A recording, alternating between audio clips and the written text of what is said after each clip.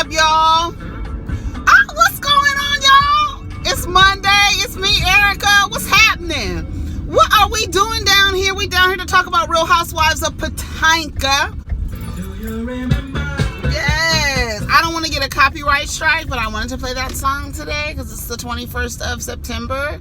So we down here and it's beautiful. I'm just gonna park right here. I don't like to park in between cars, but I'm just gonna park right here. Give me a different vantage point, you know what I'm saying? I hope everybody had a good weekend. I didn't do much this weekend. I tried to watch Ratchet and I couldn't. I kept falling asleep on it. You know I love me some Sarah Paulson, honey. So I tried to watch it, but I kept falling asleep. So I'm gonna try again. I watched The Vow last night. I watched Lovecraft. Everything was good. This weekend I mostly watched Real Housewives clips of old episodes and stuff like that, of old reunions. There's some channel on YouTube that got in the algorithm, honey, and it's a bunch of just old clips of Real Housewives, you know, scenes. Kind of gives you, it's good to go back and watch those because it kind of gives you perspective, like, okay, remember what you was doing, how you treated so-and-so, what you did there, and all this other stuff. So that seems going to be the theme with Potomac. We're going to see, because I posted something with Monique from was it 2 seasons ago, and how they were treating Candace at that table. It was really weird, and how Monique was acting. So this episode was just okay. There wasn't anything spectacular about the episode. We knew from the beginning that this was going to be the episode where the fight starts. No one thought that we were going to see it on this episode. I posted a tweet last week that said they are going to start the fight at the end of this episode and continue into next week's episode. So that's what that's going to be. And we already know how Bravo operates. You guys are getting predictable. So, you know, whatever it is. So we knew that was going to happen. Not a surprise there. So let's just talk about the episode. So we start off with Candace singing this song that was the remix to her original song, wedding song with her husband. I thought it was cute, a little go-go beat to it. It actually sounded pretty good. I wanted to be sped up just a little bit more, but I think it would be good, you know, just to play in a club or whatever. Candace really doesn't have like this spectacular singing voice, but it's like, whatever. I mean, if you look at other housewives, who sings the best out of all the housewives? You know, they all have little singles coming out. Monique she got a rap song. You know, Nene got a song. Luann got several songs. Kim Zolciak got a song. You know, a lot of them sing. So who else? Nene's rapping. She's not really singing. Nobody's really actually singing. If we're going to say somebody has the best voice out of all the people who call themselves singers within the Housewives franchise, it probably would be Candace would have the best voice out of all of them. All the ones that we heard sing. I don't know if anybody else. Sheree don't look like she don't do nothing but lift weight. Who else? Joggers. You know, I'm trying to think like who else. So Candace, she sounded pretty good to me. Chris said he likes it the best. Candace said she needs to be around more supportive people. She really likes this vibe in here. She really likes to be around more supportive people. And that's just a segue into her discussing with Chris about Monique's behavior and how she feels like Monique is plastic and she's fake, and she just really has come to the conclusion that she's going to be done with Monique. She's resolved that. Chris says, you know, the only thing that you can do, just, you know, if things start happening, just remove yourself. And we see that didn't happen. And probably because alcohol was involved, but that didn't happen at the end of the episode. So we get to Ashley. Her and Michael are going to sit down in a public place because when they were at home, it was becoming too volatile for the child, all the yelling and screaming. So they figured they would be on their best behavior if they got in public, which I think is a great idea. But unfortunately, if you're at that point with your partner to where you can't have conversations in the privacy of your own home because you two do not know how to act, y'all need to go to counseling. Because that is, I understand, let's go to a public neutral place so we won't act a fool. I get it. But if you're to that point, it's time to get some to talk to somebody to get some help. So they sit down. Ashley was like, I thought we were on the same page. So Ashley tells the story that Michael tells her, and of course it absolves Michael from any wrongdoing. Basically, he makes it seem like the woman asked him to go to the MGM. He was so drunk, he passed out, nothing happened, and when he woke up in his comfortable state, as comfortable as he was, he got up out of the bed, walked over to the dresser to check the time on his watch, and that's when this woman took a picture of him. Ashley. Now, I know Ashley doesn't believe that. I don't think anybody believes that. But it's always Michael. So she goes, well, what about the story about you saying that you have you have a wife and a boyfriend? Of course, he says no. Like, Michael never does anything. He never does anything, and he really can't deny anything because we have a picture now. We have several pictures. We have a picture with you with the blue light on you, and then we got a picture of your flat backside. Of your flat, dry backside. Oh my God. And shout out to the woman who actually took one for the team to get it on tape, but she's not gonna leave, girl. Y'all be doing these damn sting operations to get these men caught and cheating on their wives. They're not gonna leave. Ashley's pregnant with another baby, so they're not leaving. Ashley is going to take, now that I got my baby, to the bank. That's the only crap I'm gonna take. So she's gonna take that all the way to the bank, honey. Oh, he says they kissed in the cab. Girl, whatever. And then he said he was craving some of that. So now I guess he's going to say he's a sex addict. I don't know what that little buzzword was. So they call the producers in. Michael says he wants to cut it. Y'all got what y'all wanted. Okay, this is real life situation here.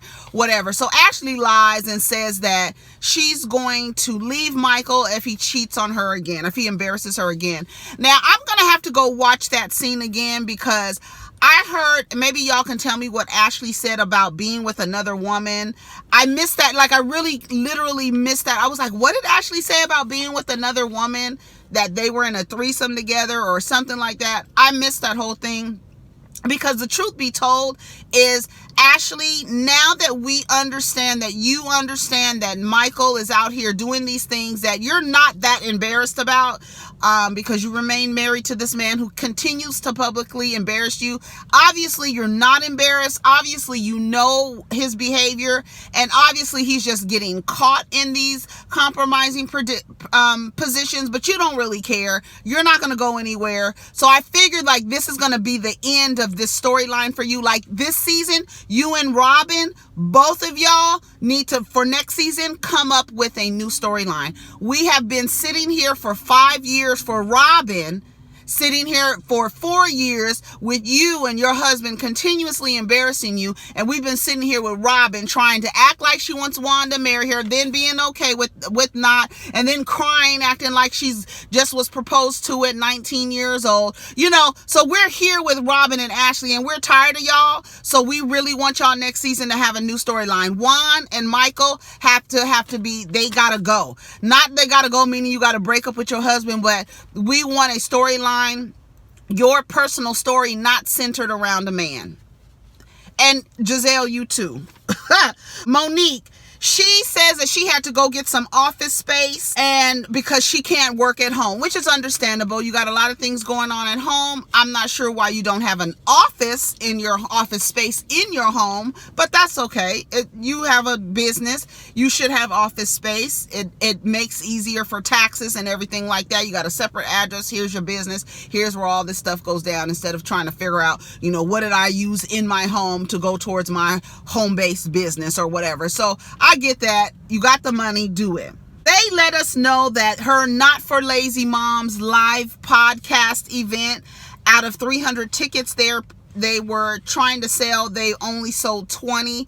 I'm not sure how the event went. I actually went to go look for the flyer to see if they actually did change it. They did change it, and another couple did come. I thought it was weird that white woman asked, was Chris going to be there when they went over the budget?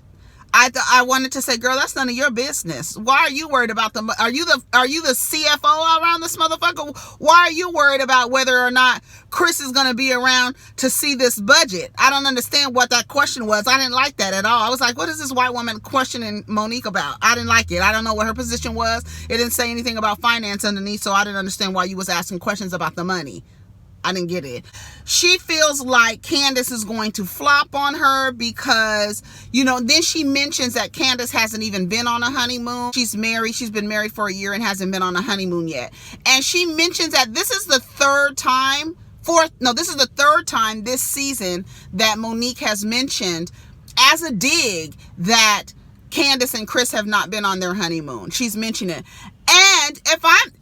And let me know if I'm digging too deep into this, but I don't see, first of all, being that is a go-to line for you, Monique, it makes me believe, like I said, let me know if I'm digging too far deep into this, but for you to call your event honeymoon phase is over, and then for you to invite Candace and keep mentioning that she hasn't been on her honeymoon, I'm not sure if I would want to go to your event either, on top of the way that you've been acting or relating to Candace this whole season. It seems like you want to pick a fight with her, and I see that naming your event honeymoon phase is over, and then you keep making this dig that Candace and Chris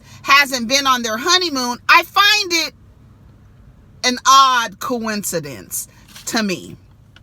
I'm not sure if you wanted to get Candace on stage and mention to the world that she hasn't been on her honeymoon. And I know this is called honeymoon phase is over. And I know you haven't been on your honeymoon and you've been married a year. I could see, based on your behavior this whole season, I could see that happening. So in Candace, again, doing the right thing of walking away from something that can potentially blow up into something that doesn't need to blow up into, just like this fight for no reason. Gizelle is going furniture shopping. She says she has great decor style. She wants everything to be clean, white, and blingy. That's her description of a great decor style. Robin tells Gizelle about what happened with Monique at the lake house and how, how she behaved. And Gizelle says, I think a cheating husband is more alarming than roasting marshmallows, Monique. So they could see that Monique was really acting, not irrational, but just being silly about the situation. I think everybody sees that. Robin she shares with everybody that she accidentally sent the picture of Michael in his drawers to Ashley and then cleaned it up by saying, what do you want us to do about this? Sent it to her by accident. That's what y'all get. That's what you get. But she did clean it up really well. Robin did that. Gizelle basically said, thank God we talked to Ashley beforehand, because it progressed worser than it did just for the being at the strip club. The strip club, okay, you was at the strip club, you could deny all of that, Michael. You can say that didn't happen. You can say I didn't say any of that stuff. You can say, but now we got a picture of your dry ass backside. Now all of a sudden you was drunk, nothing happened, and you were that comfortable in the room with a wife and a baby down the street. You were that comfortable to just roll out of bed and walk over to the dresser and check the time. Anyways, so let's go to the winery. We're going to go to the winery and we are going to celebrate her literary award. I figured that nobody could really act a fool at the wine place. It's so funny how they say these little things and what ends up happening to the girls. It's hilarious. Wendy is sitting there with her son. She took him, I don't know what martial art it was. I don't know if it was judo, taekwondo, karate. I don't know what it was. But the little boy was there. They're talking about the roadmap to success when you have immigrant parents. And I think a lot of children of immigrant parents can attest, whether they are from India, Africa, Mexico, where they're from, immigrant parents are really hard on their children. And, you know, like, I think to myself, like, damn, I wish I had immigrant parents. I figure I would go further. But then I always hear about how hard it is and how a lot of children of immigrant parents don't really follow their own dreams. They follow the dreams of their parents, and try to have those dreams actualized for them in by way of educational success, right? And then going off to get a good job so that they can take care of their family and their community. And that's something that is pushed. And a lot of the times, the children of immigrants don't follow their own dreams. So I think this was great for them to have that particular conversation with Wendy and her husband Eddie, who is adorable. They are cute together. I like it. She says she's going to tell her mom. He was like, you work at one of the most prestigious schools and you're still not happy. Like, that's a problem. And he's right. That's a problem. That I like how they're having this conversation. Like, he's like letting her know, like, I support you, and obviously you're not happy. We need to find something that you're happy with, because if you're at Johns Hopkins University and you're still not happy, we need to go back to the drawing board. She's like, I don't know how I'm going to tell my mom, because they look at, like, we made this sacrifice to move to this country, and you're not an engineer, you're not a doctor, you're not a lawyer, you're not, you know, why aren't you doing this? So I could see that being hard for Wendy, and we're going to see how that's going to play out for her when she finally lets her mom know. I think that's a great storyline. Like, Wendy has a good storyline already. Like, the mother-in-laws not getting along, her not being happy in her career path and wanting to change her career path and having to tell her mom. Those are good, like, to me, like, good storylines to see, right? I think it's really interesting. So Monique and Chris, now they're going for a walk. Monique shares with Chris that they've only sold 20 tickets out of 300, which, like, it's not a big deal, because to me, I feel like it was at the beginning of them planning, so that only makes sense. I'm sure that she did sell out. Like I said, I don't know how it went. You guys who follow Monique or may have gone to the live podcast event, you can tell me if it had a good turnout or not. Not sure. She says she's spent over $200,000. He says you might have to cut back on costs if you're not seeing a return.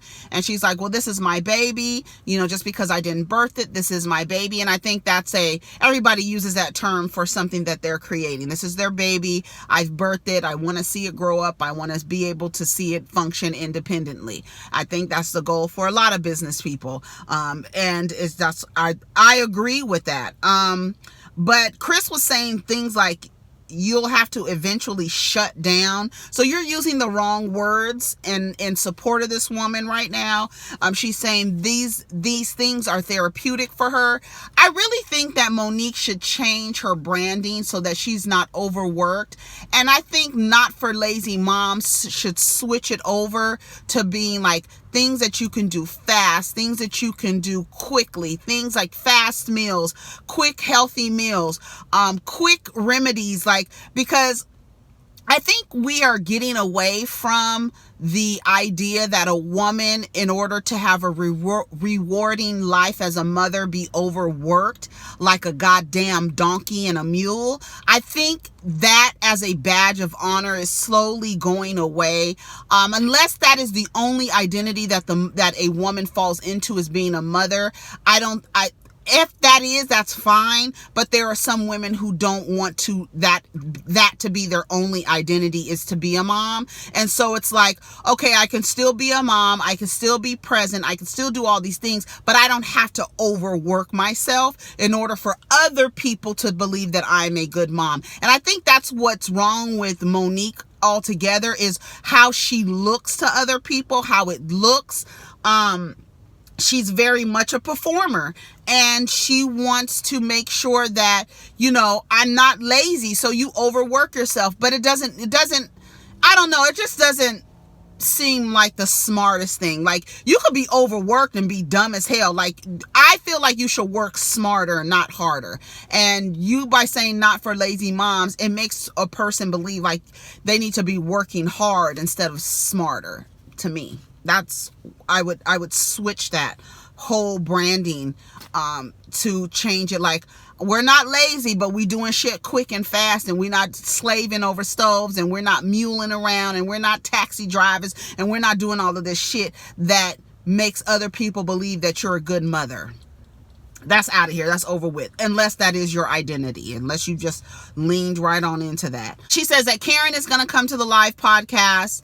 I didn't see Ray on the flyer, but Candace, she says, I think Candace has an attitude with me. She shares that with her friends that she works with, and she with her employees, and she shares that with Chris. And he was like, I really want you guys to work that out. I really like Chris, and I really like Candace. I don't think that Chris likes Candace. I think that's a lie. They showed again how when Candace was leaving, how Chris was like, yep, all right, yep, and Monique was acting like she was asleep. So like I said, the honeymoon phase is over. I thought, as much as you're mentioning Chris and Candace not being on their honeymoon, I wouldn't even go anyways. Like, first of all, we're not getting along. Every time I say something to you, you got a snide comment to say back to me. You're being passive aggressive.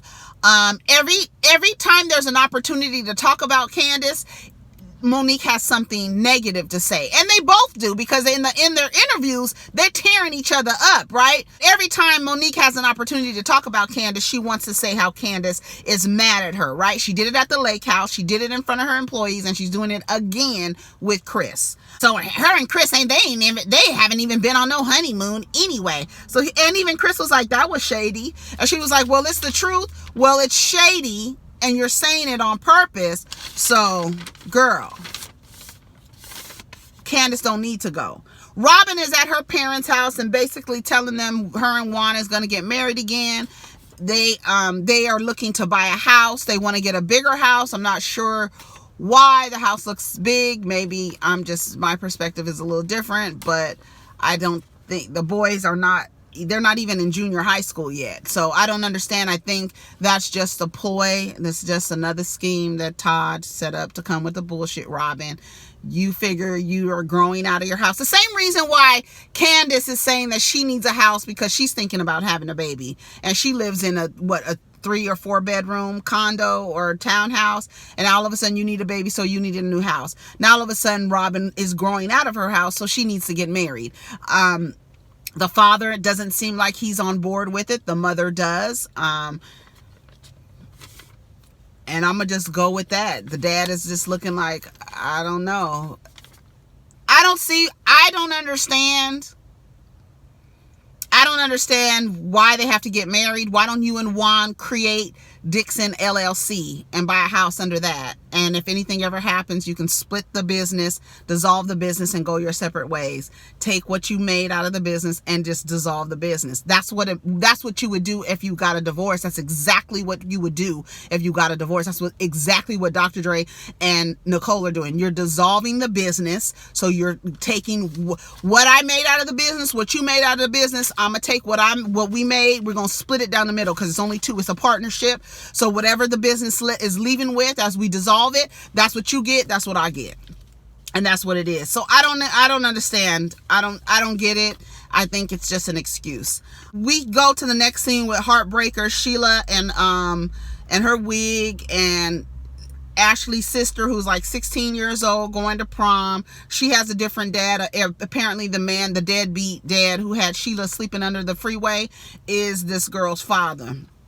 Sheila is mad at Michael, of course. You know, he is messing up the bag that she's trying to get with her and her daughter. She's trying to get another baby so they can each have a child. And Dean is fussing because you're talking about his father. He's fussing. He's irritable. He doesn't want to stand still. She was like, there has to be consequences. And then Ashley was saying, yes, I mean, he really had 3 strikes in just this one incident. And she says Michael can't fall back into his old way. So obviously this is what Michael does. So that's what I'm saying. It's what Michael does. Ashley knows about it.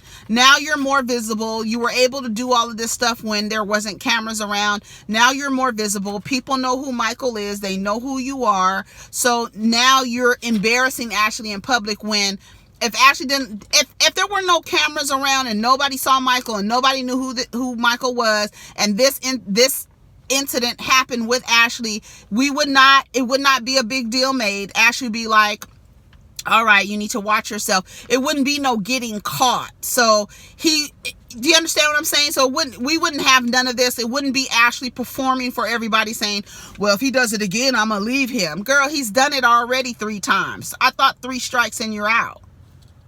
This nigga done ran home runs every time. He's not striking out. He's doing what he wants to do and you're not leaving. Sounds to me he's hitting home runs. So, like I said, next year, come with something different. So we have Gizelle's event with this wine tasting to celebrate her literary award.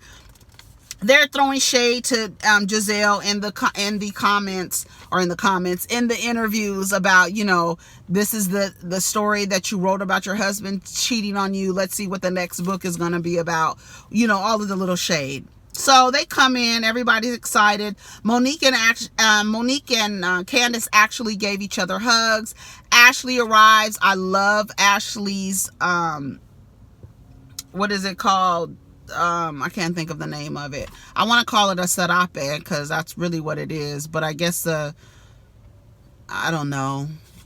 It's not a cape. I can't think of the name of it. It's not a shawl. But you know what I'm talking about, what Ashley had on. I thought it was really, really cute. So she comes in. Gizelle says she appreciates everybody. Karen says, you could have Skyped me. This is boring. We have, like, they don't have anything planned. Let me tell you something, what they need to do with Housewives moving forward. At least half of the group has to be true friends. It can't just be just 2 girls being friends like Robin and Gizelle. They're the only ones that are really friends. I don't think Ashley and Candace are friends. I don't think Candace and Monique are friends. I think Candace and Karen have a mother-daughter relationship. I don't think Robin is friends with anyone but Gizelle. I don't think Ashley is friends with anyone at all. I don't think that Monique is friends with anyone at all. I don't think it doesn't make for a good show. It's too much conflict. It's boring. We want friends. We want friends. Like, we want the girls to be friends, to know each other and to be friends. To me, I feel like you guys are putting people together like it's a real world situation where for 7 strangers move into a house and yeah, you guys don't know each other. You guys are trying to figure each other out. You're trying to be friends with each other. I think everybody is friends with Charisse. Charisse is not even on the show and causes the most shit on the show. And she's not even on the show. She tells everybody what happened with Michael. She puts on her politician voice like Robin says, which to me it's not a politician, and I say it's a hustler, which really isn't a big difference anyway. But they're like, is there some truth? Now, I find it funny. I find it so funny that the main one at the lake house who had problems with Candace bringing it up had the most questions about timelines and shit. It was weird how Monique was like, well, when I texted you, it had only been 7 hours from when the blogs posted. Bitch, I thought we said we were staying out of people's marriages. How the fuck are you keeping timestamps, girl? How the fuck are you keeping timestamps, Monique? I thought we were staying out of people's marriages. It was 7 hours. I was like, girl, really? Okay. Monique was asking all the questions. So you mean to tell me that, okay, bitch, put your pen and pad away. Are you taking notes?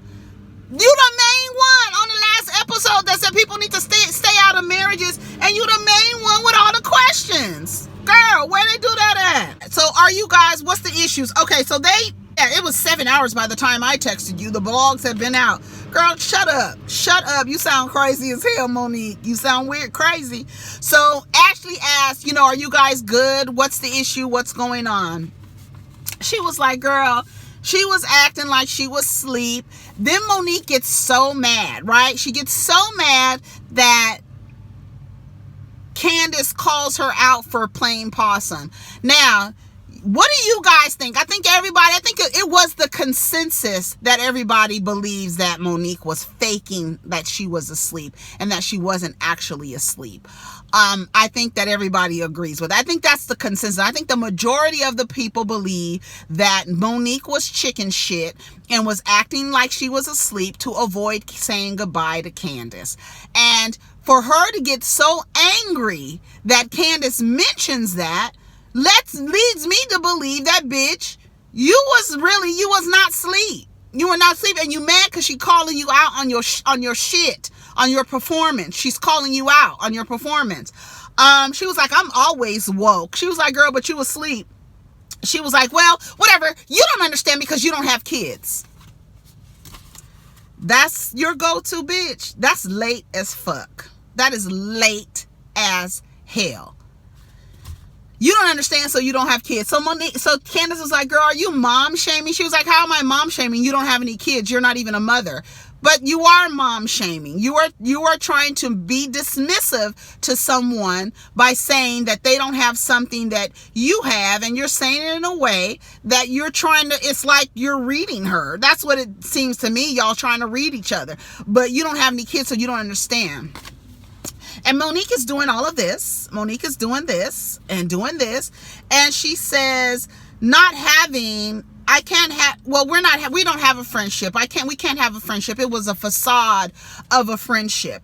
And I thought it was silly and very juvenile and irritating that both of them were talking to other people at the table except for each other. That's how you know, to me, that's how you know that they knew that, bitch, if we continue to be in each other's faces, we are going to fight. I think they both had an understanding of what was about to happen. I don't think it was by surprise. I think it was an understanding. And I think that is the reason why Candace started walking towards Monique.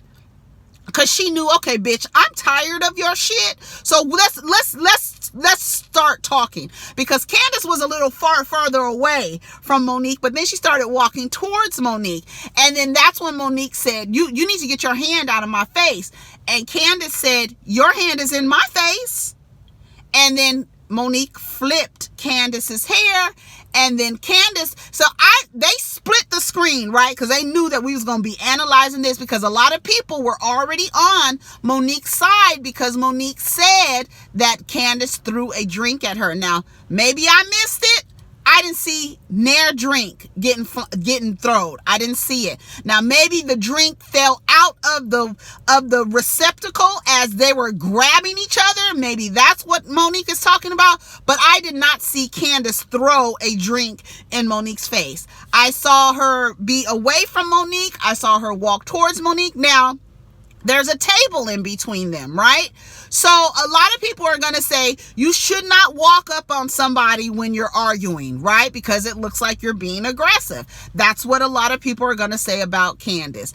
The fact is, she walked towards her. They had a table in between her. These are the facts, okay? She walked towards her. There's a table in between her. Monique flips Candace's hair. So that was the first touch for me. And then when I saw in the split screen, I was trying to look at Candace's hand to see where it went. Did it actually touch Monique? And I couldn't tell. Like, I really screen recorded it, and I was watching it like really slow because I couldn't see where Candace's hand went, but it looked like it did touch Monique, but I couldn't tell for sure. You the only one night. You can go to you some gum with chips. Get your hand on my face. Put your hand on my face. You put your hand on my face. You wanna drag me too? Do you want me to? Do you want me to?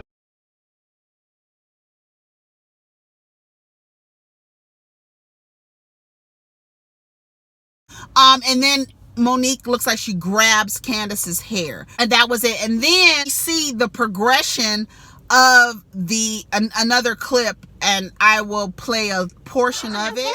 Come on, leopard. I'm asleep. Leopard, chia pet. Go ahead. Keep spinning. It's more than you, girl. Right. And I'm asleep because I'm bored. Because you making up that don't make no damn sense. Because they were really going back and forth, and it was a while because, girl, I'm asleep. You're boring. I'm asleep. And Candace was doing all of her dramatics, turning around. Her hair's flying in the air. Baby, she was like, girl, I'm sleepy. You're boring. You're making up shit. You're boring. I'm sleeping. She was like, girl, Go on and twirl. What you got your little chia pet? What is that, leopard? Like Monique really couldn't get with Candace. Candace was a little bit louder and she was performing. She was putting theatrics on it too. So I could see how it escalated by her walking towards her and then her flipping her hair and putting her hand in her hair. So y'all let me know what y'all think of what y'all saw. Gizelle mentions the issue with between Charisse and the trainer, mentions it again. I haven't yet to see Candace mention this trainer in this season. We're on the episode 8 and Gizelle has mentioned it twice. I haven't seen Candace mention it at all in her interviews. So whatever the plan was to say that Monique was cheating on Chris with the trainer, Gizelle is the only one that has been talking about that. Nobody else has been talking about that in their interview. So correct me if I'm wrong. It's only been Gizelle from my vantage point. Anyways, you guys let me know what you think of the episode. Like I said, a lot of people are like, they thought they was going to be on Monique's side. And let me tell y'all something. A lot of y'all, from what I see, I would never want y'all to be on my jury. Never. Because y'all would make a decision based on whether you liked somebody or not and not looking at the facts. You guys are, ooh. Don't do that. If y'all ever go on a jury, don't do that. If you look at somebody and you don't like them and you don't know nothing about them, go on the facts. Go what you see. Go by what you see. And I know a lot of us have filtered biases, right here in this area right here. So a lot of things that you want that are there as facts, some of you can't see it. So going back and watch it, to me it looked like Monique was first in the contact. But a lot of people are going to say because Candace walked towards her, that is an act of aggression. And I agree, it is an act of aggression walking towards somebody, but go and watch it so that you can see how Candace walked towards her.